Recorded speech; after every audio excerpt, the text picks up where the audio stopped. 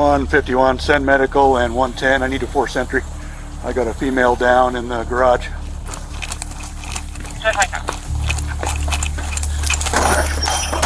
Broomfield Police! Broomfield Police! Oh, shit.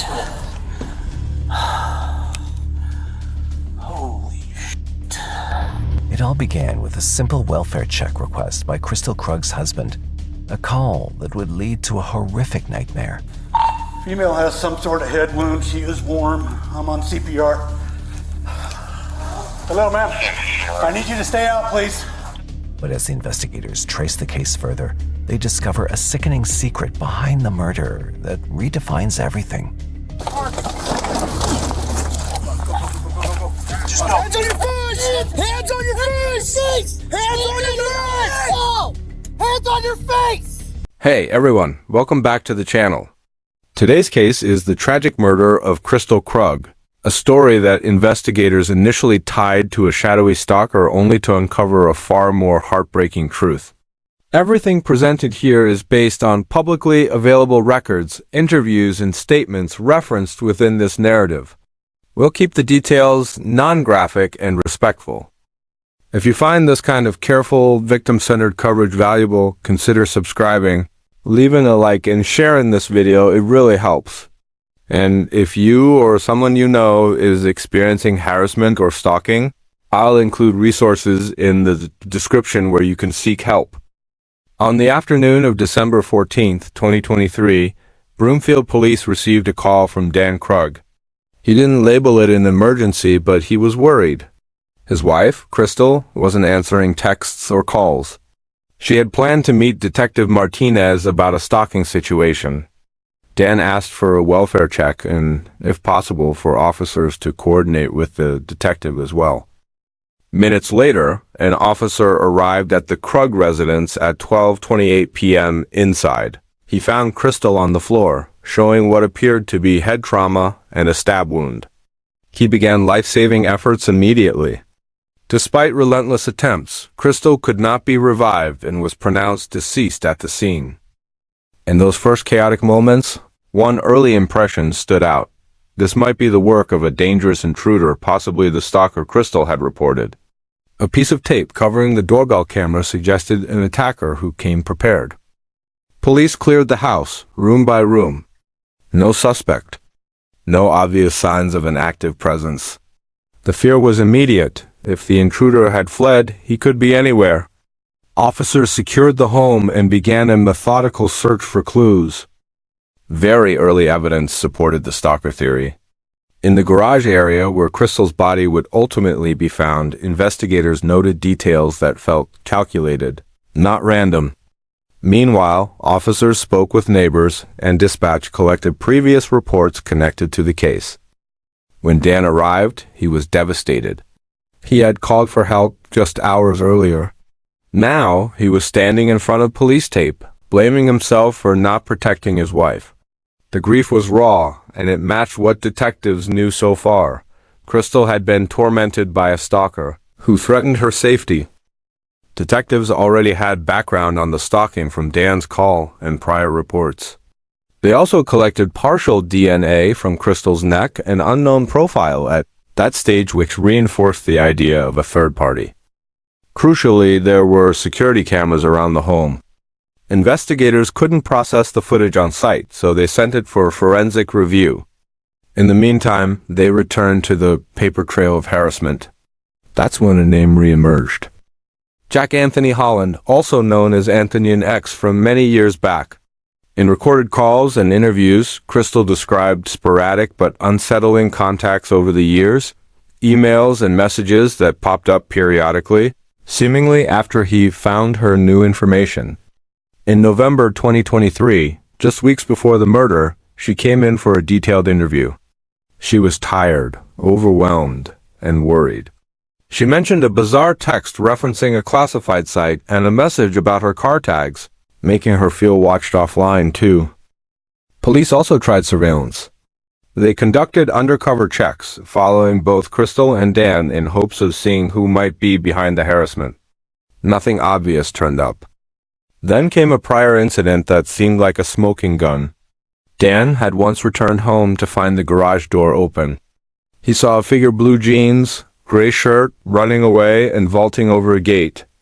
Later, he and Crystal realized the spare house key, kept in a toolbox, was missing. That fact took on chilling significance after Crystal's body was discovered in the garage. If a stalker had stolen the key earlier, he could have let himself in later. The fastest path to this ex, Anthony, ran through his workplace in Utah. Detectives contacted a colleague and asked basic questions. The coworker described him as quiet, polite, maybe a little different, but nothing indicating violence or harassment at work. Then came what sounded like a break. The coworker initially said Anthony missed a 9:30 a.m. meeting around the time of the murder. If true, that gap could line up as a window to travel or act. Detectives interviewed Anthony. He admitted Crystal had been his first girlfriend back in 1999. He denied any recent contact and reacted with visible shock to her death. At this point, he was not cleared, but he wasn't confessing either. Soon after, the coworker corrected herself. Anthony had actually attended that 9:30 meeting. The alibi mattered. It meant he likely never left Utah for Colorado, narrowing, not widening, suspicion toward him. With that, investigators had to ask, if not Anthony, then who? The question deepened when the CCTV report returned. Every camera at the Krug home had been switched off around the time of the incident. According to investigators, only the couple had access to the system. Why would a target of stalking disable cameras? It didn't make sense unless the threat wasn't who everyone thought. Detectives turned to Crystal's family for context. Her father said Crystal had been considering divorce. Even more unsettling, she reportedly told him she feared Dan might be connected to the very stalking that tormented her. She suspected that Anthony or Kickman, depending on the alias, could in fact be Dan pretending to be someone else. That disclosure forced investigators to pivot. They learned Dan hadn't been at work during the critical time and showed up later than expected. Around the same period, a tip came in through a friend. A former supervisor said Dan had once shown him a knife resembling what might be the murder weapon. Then digital forensics delivered the breakthrough. The so-called stalker messages traced back to Dan's office IP addresses. Accounts, emails, and images sent to Crystal originating not from a stranger, but from a place linked to Dan. The implication was devastating. The stalker didn't just fail to exist as an outside threat, he appeared to be part of a fabricated persona.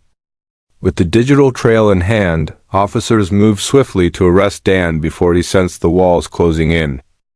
SFX, brief surge of music. Short, respectful cut to arrest footage. No faces shown. On-screen text. Arrested. Daniel Krug. In the interview room, Dan tried to frame himself as a hurt, concerned husband.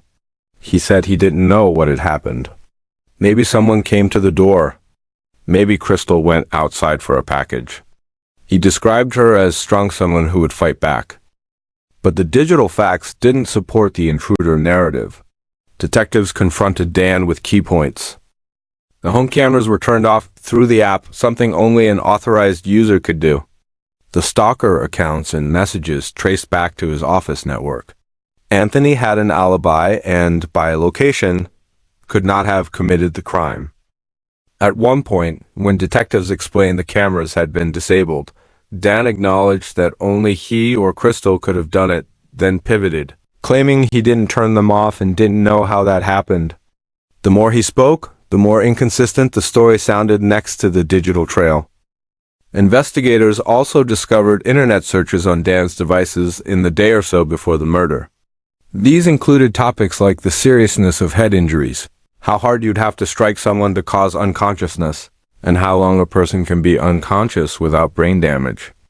On their own, search histories aren't always definitive, but combined with everything else, they reinforce the pattern prosecutors later described: planning, impersonation, and escalation. Let's put the puzzle together the way investigators did. 1. History of harassment. Crystal reported messages over the years that felt like a former boyfriend was resurfacing, finding her, and taunting her. In late 2023, the cadence increased enough that she sought help again. 2. The garage incident and missing key. Dan reported seeing someone flee the property weeks earlier. Afterward, a spare key was missing. At face value, that detail supported the intruder theory. Yet, in hindsight, that story also set the stage for entry without forced signs entry that could later be blamed on a phantom stalker. 3. Cameras disabled. On the day Crystal died, the home cameras were turned off. Access to do that ran through the app. According to investigators, only the couple had that level of control. 4. Digital forensics. The most decisive line of evidence came from the IP trail. Messages posing as a stalker traced back to a network associated with Dan's workplace, placing the origin of the harassment not with an external enemy, but, as prosecutors later argued, with Dan himself. 5. Alibis and corrections. The lead on Anthony collapsed after his coworker corrected a scheduling note he had. In fact, attended his 9:30 meeting in Utah, making the trip to Colorado implausible in the time frame. 6. Search history. Queries about head injuries appeared shortly before the homicide, fitting, according to detectives, into a larger picture of planning. Together, these pieces shifted the narrative, from a stalker's attack to a manufactured scapegoat. ALLEGEDLY used to mask an intimate partner crime. Once arrested, Dan maintained that investigators should keep looking elsewhere. He suggested an unknown culprit was still out there. But the digital trail, the access to the camera system, and the timeline from his workplace told a different story. Meanwhile, a detail remained unresolved. The partial, unknown DNA recovered from Crystal's neck. It did not match Dan or Anthony. DNA can transfer in complex ways through prior contact, secondary transfer, or innocent circumstances. Even so, unanswered questions like this can linger in public memory, which is why investigators and courts emphasize the totality of evidence rather than a single data point. In April 2025, the case went to trial. Jurors heard about the impersonation of a stalker, the camera system being disabled, the IP evidence leading back to Dan's office, and the search queries found on his devices. They also heard context from Crystal's family that she'd been considering divorce and had voiced the possibility that Dan was behind the harassment. The jury found Daniel Krug guilty of first-degree murder, stalking, and impersonation. The sentence: life without the possibility of parole, plus an additional 9.5 years for the other counts. The court's decision reflected not only a single act of violence, but a sustained campaign of manipulation and fear preceding it. It's essential to center the person at the heart of this case, Crystal. She was a daughter, a mother, and a friend. People who loved her described her as strong, caring, and resilient. In her interviews with police, even when anxious and exhausted, she was thoughtful and protective, worried about the safety of her family and trying to follow the right steps. When we cover cases like this, it's easy for the storyline to drift toward the perpetrator. But Crystal is the reason this case matters. Her life, her love for her children, and her courage in seeking help deserve to be remembered. A few takeaways shared in good faith and not as legal or professional advice.